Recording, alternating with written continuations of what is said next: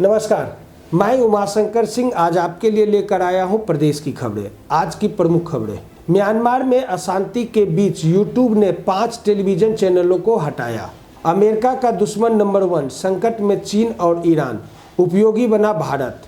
Tokyo इलाके में 2 हफ्तों के लिए बढ़ाई जाएगी इमरजेंसी। भारत चीन समझौते का रूस ने किया स्वागत। अब खबरें विस्तार से। अशांति के बीच यूट्यूब ने 5 टेलीविजन चैनलों को हटाया। म्यांमार में सैन्य तख्तापलट के बीच यूट्यूब ने 5 टेलीविजन चैनलों को हटा दिया है। यूट्यूब की प्रवक्ता ने बताया कि हमने अपने सामुदायिक दिशा निर्देशों एवं कानूनों को लागू करते हुए कुछ यूट्यूब चैनलों को खत्म कर दिया है और इस पर से वीडियो भी हटा दिए हैं। इन चैनलों में MRTV Myanmar radio and television, सेना समर्थित म्यावाडी मीडिया, MWD वैरायटी और MWD म्यांमार भी शामिल हैं।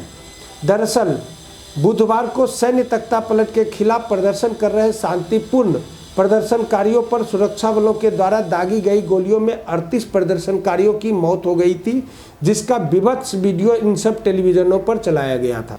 अमेरिका का दुश्मन नंबर 1, संकट में चीन और ईरान, उपयोगी बना भारत।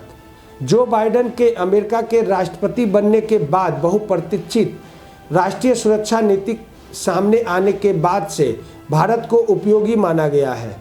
चीन को इस रिपोर्ट में दुश्मन नंबर 1 माना गया है। 24 पेज वाली राष्ट्रीय सुरक्षा नीति में चीन को प्रबल विरोधी के रूप में पेश किया गया है।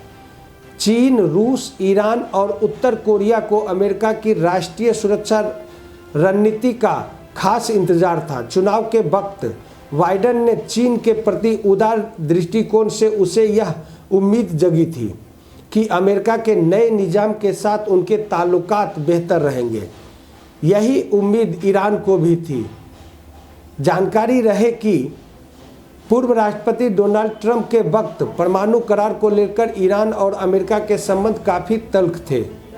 ईरान को उम्मीद थी कि बाइडेन प्रशासन में उसके संबंध सामान्य हो जाएंगे। अमेरिका के राष्ट्रीय सुरक्षा नीति में भारत के साथ प्रगाढ़ संबंधों पर जोर दिया गया है। राष्ट्रीय सुरक्षा नीति में भारत से दोस्ती को मजबूत करने का और रखने का आग्रह किया गया है। इस सुरक्षा नीति में दक्षिण चीन सागर और प्रशांत क्षेत्र में चीन की दिलचस्पी को नियंत्रित करने के लिए भारत को और मजबूत करने पर बल दिया गया है। टोक्यो इलाके में 2 हफ्तों के लिए बढ़ाई जाएगी इमरजेंसी। जापान सरकार ने घोषणा की है कि टोक्यो क्षेत्र में अगले 2 हफ्तों के लिए इमरजेंसी की अवधि बढ़ाई जाएगी। वायरस रिस्पॉन्स के लिए बनाई गई मंत्री यासुतोशी निशिमुरा ने बताया कि अगले 2 हफ्तों तक इमरजेंसी को जारी रखा जाएगा। इससे अस्पतालों पर बन रहा दबाव कम हो जाएगा।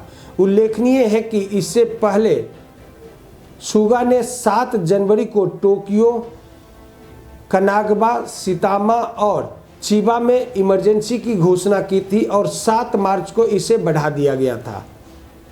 इसके अलावा अन्य शहरी प्रीफेक्ट्स में भी पिछले हफ्ते इमरजेंसी को हटा लिया गया था। भारत चीन समझौते का रूस ने किया स्वागत। रूस ने भारत और चीन के बीच हुए समझौते का स्वागत किया है। साथ ही कहा है कि भारत चीन सीमा की स्थिति की निगरानी कर रहे हैं। रूस के विदेश मंत्रालय की प्रवक्ता मारिया जाखारोवा ने कहा कि वह भारत चीन की सीमा पर स्थिति की निगरानी कर रही है। उन्होंने उम्मीद जताई है कि दोनों अंतर्राष्ट्रीय समुदाय के जिम्मेदार सदस्य हैं, साथ ही परस्पर शांतिपूर्ण तरीके से जल्द ही जल्द विवादों को सुलझा लेंगे। उन्होंने कहा कि मॉस्को इन मुद्दों को सुलझाने के लिए भारत और चीन के बीच हुए समझौते का स्वागत करता है। दरअसल 25 फरवरी को दोनों देशों के विदेश मंत्रियों के बीच बातचीत हुई थी और जिसके बाद यह समझौता किया गया है। जाखारोवा ने कहा कि विदेशी हस्तक्षेप के बिना बहुस्तरीय तंत्र के मौजूदा ढांचे के भीतर स्थिति को सुलझाने के संकल्प के लिए दोनों पक्षों का सम्मान करते हैं। उल्लेखनीय है कि पिछले साल के अप्रैल मई के महीने से दोनों देशों के बीच LAC को लेकर विवाद शुरू हुआ था। भारत और चीन के बीच पूर्वी लद्दाख इलाके में मार्च-अप्रैल 2020 में विवाद शुरू हुआ था। पूर्वी लद्दाख के इलाके में चीन के सैनिकों ने घुसपैठ की और तय एलएसी पार की थी। चीन ने उस वक्त इस इलाके से पीछे हटने से मना कर दिया था।